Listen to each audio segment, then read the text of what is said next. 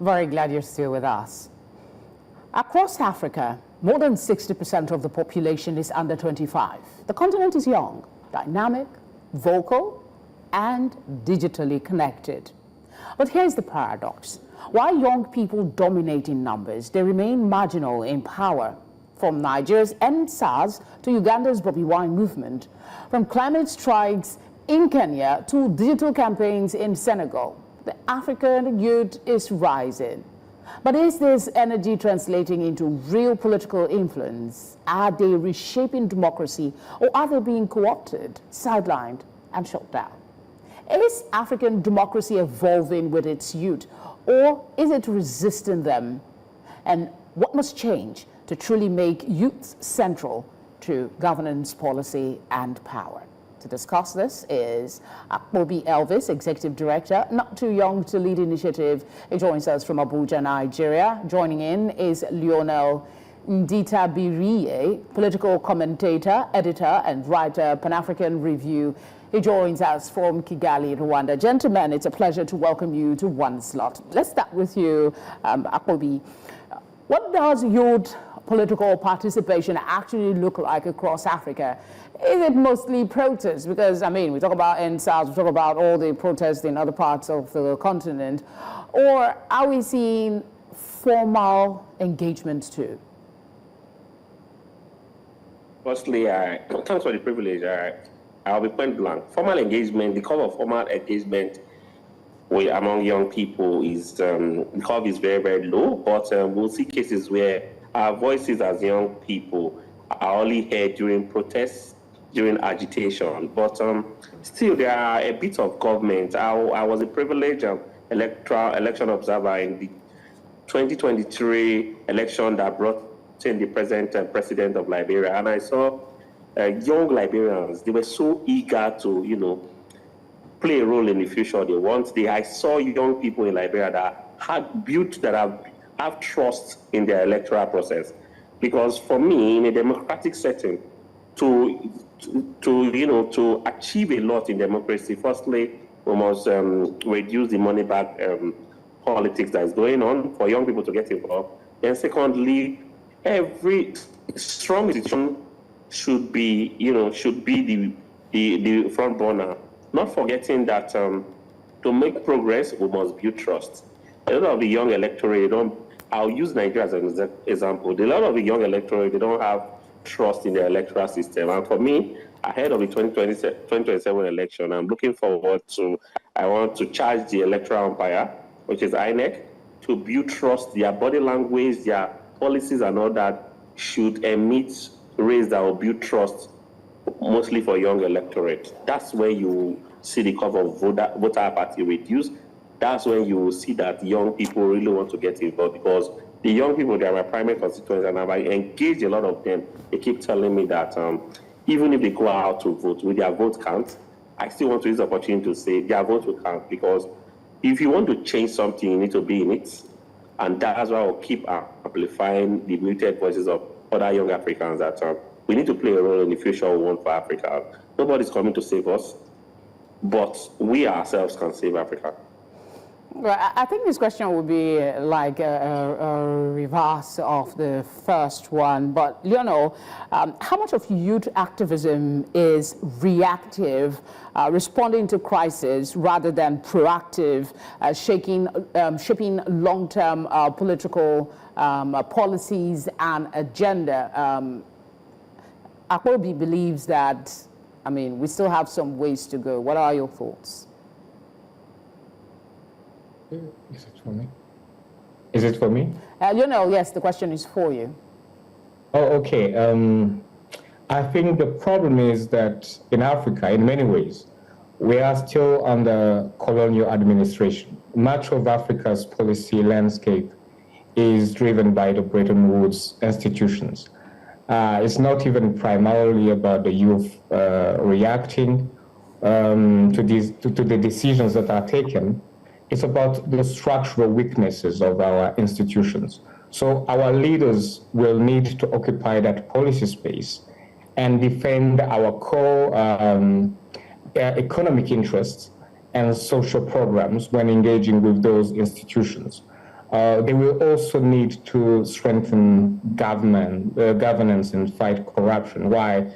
Because they don't have leverage. When a country is desperate for an IMF bailout, it has no cards to play. We have to take this into account and understand how limited youth engagement or youth participation can change those structural barriers to their own empowerment. All right, Akpobi, what systemic barriers stop young Africans from holding office? Is it age limit? Is it financial hurdles? Or is it primarily party politics?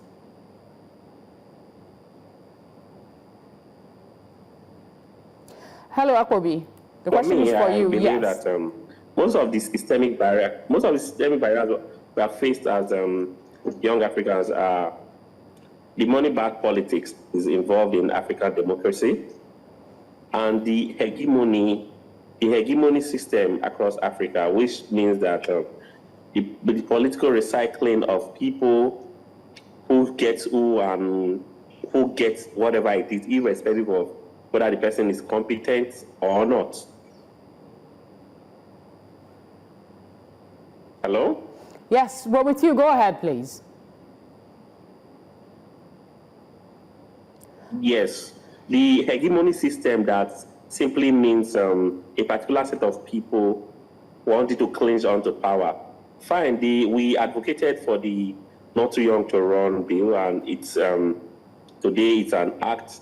But I noticed that it's not a situation where people who feel that nature have played its course, they are now old, they bring in the younger people, irrespective of if these persons have the three C's, character, capacity, and competence. Because we agree, young people should be in power, but there are other criteria to bring in young people into power. It should be people in sync with power, character, capacity, and competence. Today, I always want to share use stories to elaborate whatever I'm saying. Back in Delta State, my state, the advocacy bettered young commissioners in my state. Today, the governor, Right Honorable Sheriff Oberewere, appointed more than young people, more than half his cabinet as young people who are commissioners, special advisors, and other. And these persons have been delivering good electoral, good democratic services to the people. Because for me, to open doors for young people, you need to put someone that looks like them, someone they can engage with. And that's what we're expressing in Delta State. But still, we also tell them too that every appointment, every opportunity to be around governance, it's a springboard. It's whether shut door or open doors for more young people. So should we continue advocating for young people to be in the political space? Should we continue, advocating for policies that, will make young people navigate in governance? We also, as young people, need to tell ourselves, are we ready for governance? Because in our little space, what's our character? What rays are we emitting? And how do we have that leadership capacity? Because whatever you have as a young person, whatever mindset you have will determine what you dissipate if you are in the position where policies are being made. So it's not just about bringing young people into governance, advocating for young people to participate in a democratic process. The thing is about what is the mindset and what is the proven track record of that young person. Because whatever policy that mindset is will determine the policy he will bring on table. And that policy will in turn reflect either that local government, that state, or that country. And that's what we are faced with as Africans. I'm curious as to your thinking on this submission by Akpobi, because one thing is to say we want youth participation, activism. Are they really interested in it, or they're just going to replace old guards with younger versions of same politics? Because what we have today is politics being played by men who have been in the game for donkey years. Is this reflecting on the young people that are coming on board? And if that is yes, what do we need to do to change that? Yes, it is. It's now. Lionel, the question is for you, actually. Yes. I was saying that, first of all, Africans need to define what democracy means to them. Otherwise, they are simply parroting liberal talking points. Okay, let me just stop you there, because we have this conversation all the time and you said, define what democracy mean to us. When you say that, what do you really mean? Because democracy, we are thought from the get-go, is government of the people, by the people, for the people. I don't know if that's the correct order, but I will keep saying define democracy. What do we mean by that? What I mean is that you can do a study, and those studies have been conducted by Western institutions. If you go to China, Chinese people will tell you that their government is very democratic, that it represents them, and that it caters for their needs, and they score higher points in democracy than any other Western country.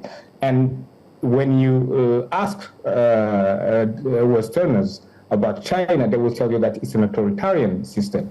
So everyone has a set of values they push forward to define what democracy means to them. I can give you another example. Where I live in Rwanda, for example, people sometimes complain about public service delivery and actually get a response from their government. You can question government policy on Twitter, and people actually get engagement with their leaders. In other countries, which are judged freer than Rwanda, people can shut all they want till the end of time. They will never get a response from the elected officials. So what is democracy to us? Until the youth, the African people, defines for themselves what is more important, what must be addressed first, and what are the rules of the competition. Then we will simply preserve corrupt systems, and if the youth actually gets engaged, that system will only be repackaged as youth empowerment when it's still corrupt. That's what I'm trying to say. Okay, so I'm sorry to have interjected, but I keep hearing that define democracy, and I just needed to take you on to get your thoughts on exactly what that means. Lionel, please continue with the other part of the question. I was asking about the readiness generally of young people. Are they being trained in a way that is still dangerous to our democracy? Because if we look at it, like I said, it's more of a recycling of the same old ideas. We have people who have been in politics and played the game for decades, and they're still here. Mm-hmm. Yes, absolutely. And are they ready? I'm not sure, because the youth will have to, provide an alternative to existing systems. And first, you have to provide an alternative vision, and you have to also define your ideological orientation in terms of economics. How do you reorganize the economy so that it can serve a much broader part of the population? Not just that, you have to define what values guide your societies and how do you operate. All those questions are being discussed in Africa. We hear about what is the place of homosexuality in our societies, what kind of freedoms can we exercise, how do we exercise them, what are the rules for protest, so all these things, you have to define them, and then the youth has to also be honest about the task ahead, because it's not just about coming into office and promising that things will be better. You have to be aware of the structural weaknesses I talked about earlier. What is the economic position of your country?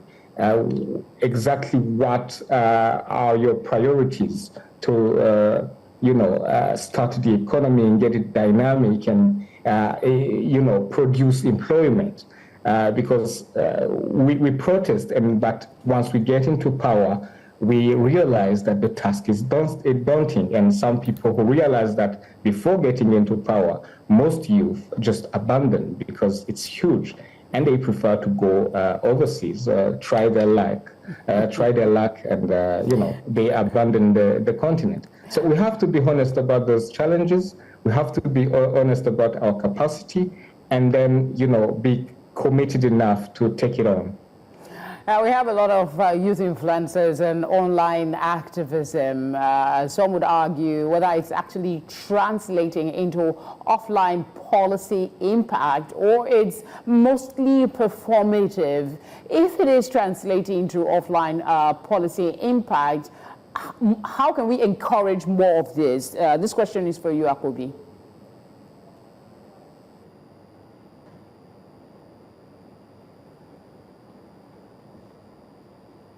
Akpobi, if you can hear me, the question is for you.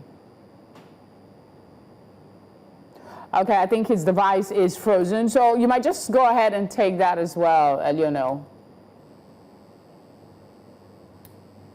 Lionel, did you get the question I was asking? Yes, I can. Okay. So, what can we do to encourage? I didn't hear the last part. Yeah, we have a lot of youth influencers and online activism, and I'm wondering if these activism is translating to offline policy impact, or is it mostly performative? If it is translating to offline policy impact, how can we encourage it more? Well, I guess it depends on the kind of governments you have, right? If it's a government that's committed to improving the lives of its people, then online engagement is actually very effective. I gave you the example of Rwanda.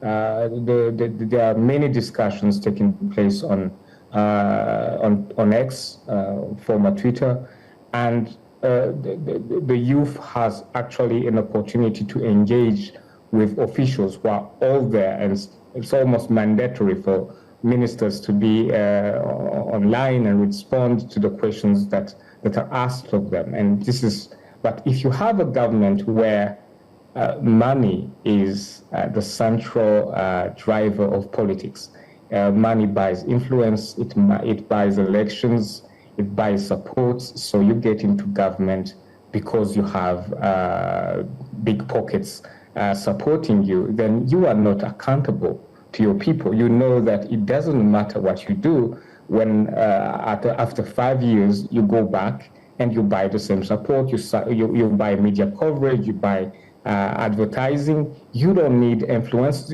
Some of the influencers even can be bought to support your campaign. So online activism can be effective if you have a government that's committed to improving your lives. It can be counterproductive even if it is used for nefarious purposes.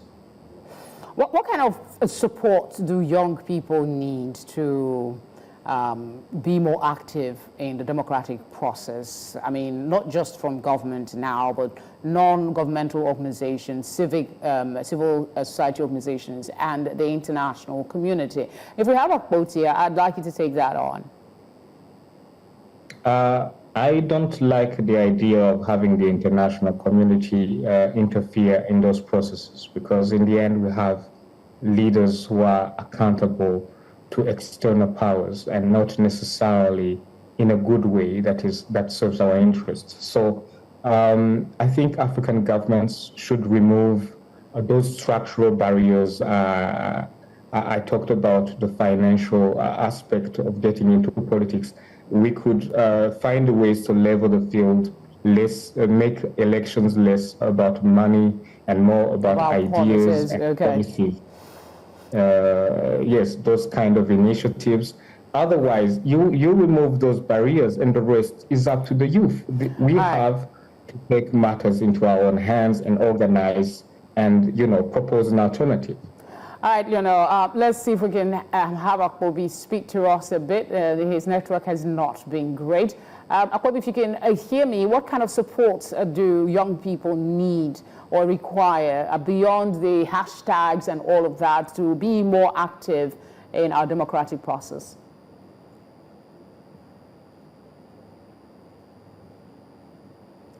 Akpobi, can you hear me? Hello, can you hear me? Yes, I can, sir. Did you get my question? No, I didn't get that. Okay, I'll repeat. I'm trying to find out from you your thoughts on how young people can be better encouraged beyond the hashtag and social media activism, not just by government, but by civil society organizations and perhaps the international community to be more involved in our democratic process. Lionel doesn't actually like the idea of international involvement. Okay, for me, I believe that what society celebrates will always multiply. Africa, Nigeria, my country is blessed with young people who are willing to, give back their quota to their space, their little spaces, their states, and all that.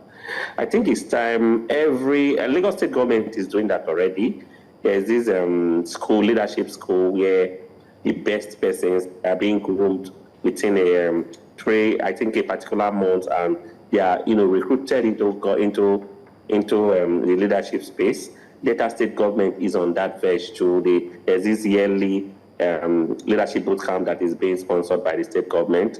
I think the next, through the Office of the Senior Social Assistant on Youth Mentoring and Development, the next edition is in November, because we need to start preparing young people for leadership, because the future of every community, every state, like Africa as it is, depends on the young people. Leaders, the mindset of the leaders of tomorrow. So for me, aside what we are plagued with, I think there should be policies, there should be laws that will create an enabling environment for young people to contribute their quota to whatever space they find themselves. All right, Akpobi, I wish we had more time with you, but the network was crazy. We do appreciate the fact that you were able to come in before we wrapped up. So thank you very much for being here with us. Lionel, also thank you for contributing to the conversation. We appreciate the insights you've provided as well.